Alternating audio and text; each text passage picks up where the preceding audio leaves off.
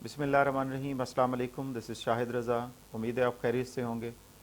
तो आज मैं आपसे इस वीडियो में बहुत इम्पॉर्टेंट टॉपिक्स शेयर करने जा रहा हूँ और मैं डिस्कस करूँगा वो इम्पॉर्टेंट पॉइंट्स और वो टॉपिक्स जो आपके लिए किसी भी इम्तिहान में यूज़फुल हो सकते हैं और आपके लिए हेल्पफुल साबित हो सकते हैं।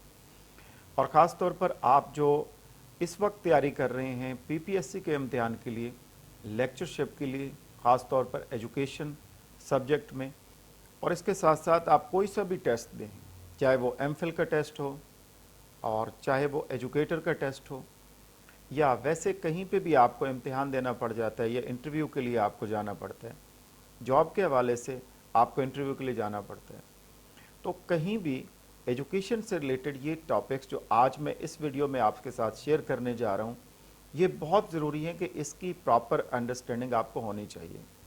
तो अगर आप इन टॉपिक्स को अंडरस्टैंड कर लेते हैं, इसको समझ लेते हैं और तैयारी इसके मुताबिक करते हैं, तो डेफिनेटली ये आपके लिए बहुत ज़्यादा फ़ायदेमंद हो सकता है किसी भी इम्तिहान को पास करने के लिए।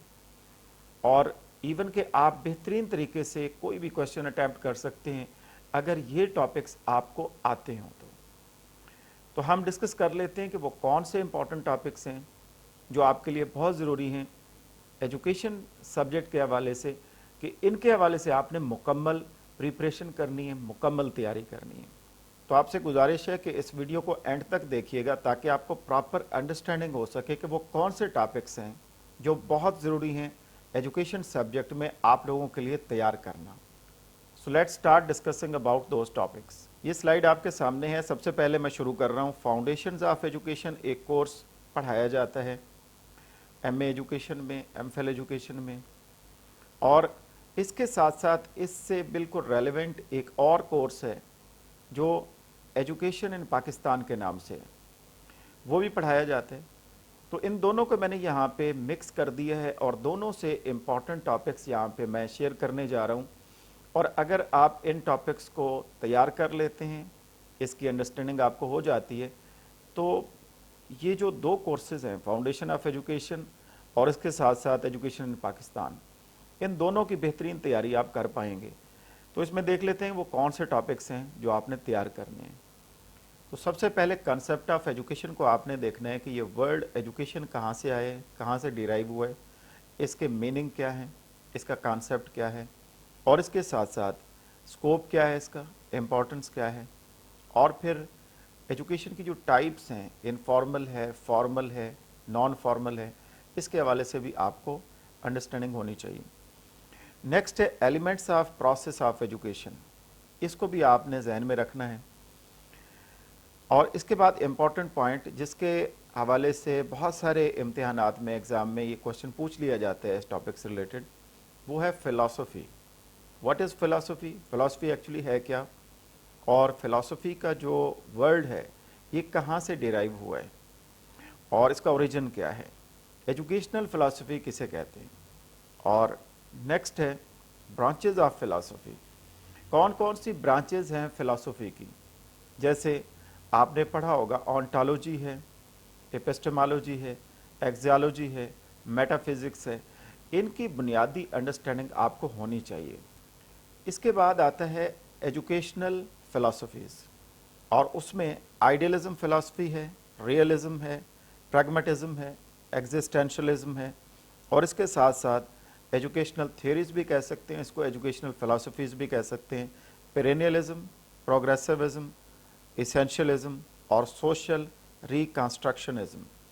तो इनके बारे में भी जो बुनियादी मालूमात हैं कि ये फ़िलासफ़ीज़ किस को फोकस करती हैं, इसमें करिकुलम कौन सा फोकस किया गया है, रोल ऑफ टीचर क्या है, एग्जामिनेशन का क्या क्राइटेरिया बताया गया है, मेथड ऑफ टीचिंग कौन सा डिस्कस किया गया है, तो किसने ये पेश की है फ़िलासफ़ी।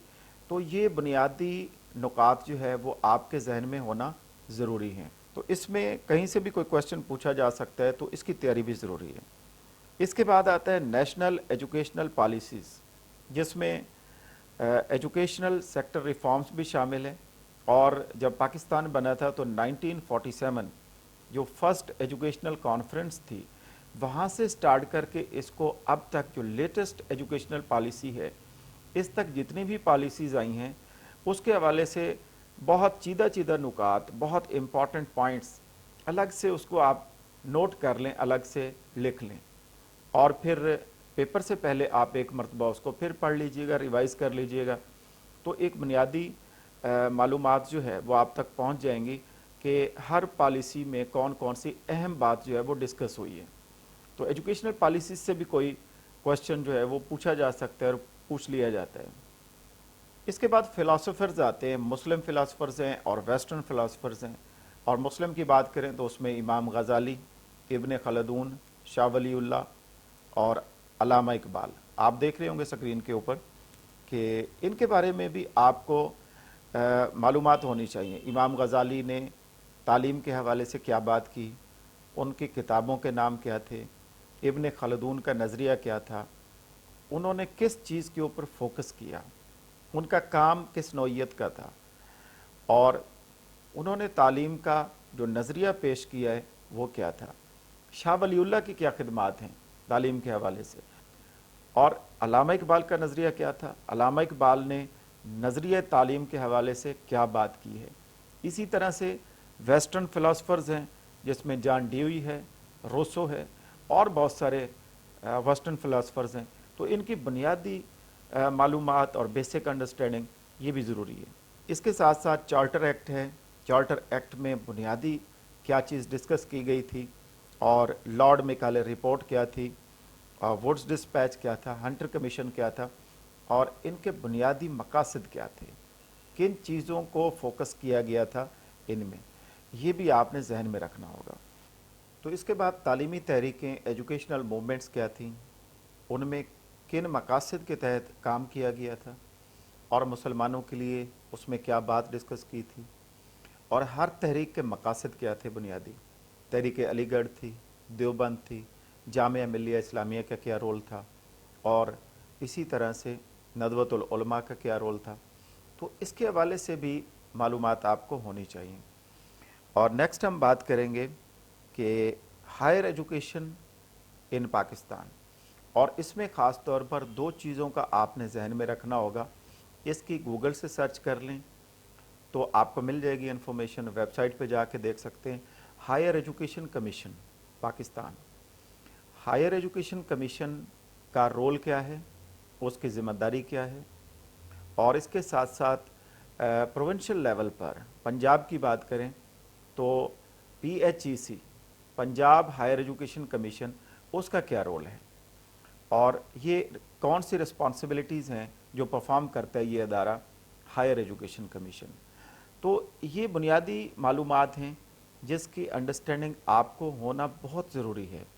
तो ये दोनों आपके कोर्सेज में कवर हो जाएंगे, फाउंडेशन ऑफ एजुकेशन भी और इसके साथ साथ एजुकेशन इन पाकिस्तान भी। तो नेक्स्ट कोर्स आपका आता है एजुकेशनल साइकोलॉजी का। तो ये भी एजुकेशनल साइकोलॉजी बहुत अहम तरीन कोर्स है, इसमें से भी क्वेश्चन पूछ लिए जाते हैं। तो इसके हवाले से भी जितने टॉपिक्स हैं अहम तरीन और जितनी टर्म्स हैं, टर्मिनोलॉजीज़ हैं, इसकी अंडरस्टैंडिंग भी आपको ज़रूरी है कि आपको पता होनी चाहिए कि तमाम टॉपिक्स और टर्म्स इनका मतलब क्या है। तो इसमें हम देख लेते हैं कि वो कौन से इम्पॉर्टेंट टर्म्स हैं और कौन से टॉपिक्स हैं जो आपको याद होने चाहिए। नंबर 1 तो कॉन्सेप्ट ऑफ साइकोलॉजी क्या है, साइकोलॉजी कहाँ से ये वर्ड आया, डिराइव हुआ, रूट क्या था उसका। फिर साइकोलॉजी को साइंस ऑफ सोल कहा जाता था, साइंस ऑफ माइंड कहा जाता था, साइंस ऑफ बिहेवियर कहा जाता था। तो किस किस ने कहा, ये भी आपने जहन में रखना है। और फिर एजुकेशनल साइकोलॉजी क्या होती है। इसके बाद डिफरेंट स्कूल ऑफ थाट्स हैं। स्कूल ऑफ थाट नज़रिया होता है, यानी जितने भी साइकोलॉजिस्ट थे जिन्होंने काम किया इस फील्ड में, उन्होंने अपने नज़रियात पेश किए, और बहुत सारे लोग थे जो उसको सपोर्ट करते थे, सपोर्टर थे उस नज़रिए के। तो वो एक स्कूल ऑफ थाट था, एक नज़रिया था। वो डिफरेंट स्कूल ऑफ थाट्स भी आपने जहन में रखने होंगे, जिसमें स्ट्रक्चरलिज्म है, फंक्शनलिज्म है, बिहेवियरिज्म है, ह्यूमनिस्टिक साइकोलॉजी है, और गेस्टार्ट साइकोलॉजी है, और साइको एनालिसिस है। इनकी मालूमात मुख्तसर आपके जहन में होनी चाहिए कि स्ट्रक्चरलिज्म में क्या बात की गई थी, फंक्शनलिज्म किसको डील करता है, इसी तरह से बिहेवियरिज्म किसने पेश किया, और ह्यूमनिस्टिक साइकोलॉजी क्या होती है, गेस्टार्ट साइकोलॉजी किसे कहते हैं? तो गेस्टार्ट साइकोलॉजी का नज़रिया ये है, the whole is more than the sum of its parts. और इसके साथ साथ साइको एनालिसिस क्या है, किसने साइको एनालिसिस का कॉन्सेप्ट दिया, इसके ऊपर काम किया, वर्क किया। और नेक्स्ट आप देख रहे होंगे स्क्रीन के ऊपर कि growth and development, very important topic.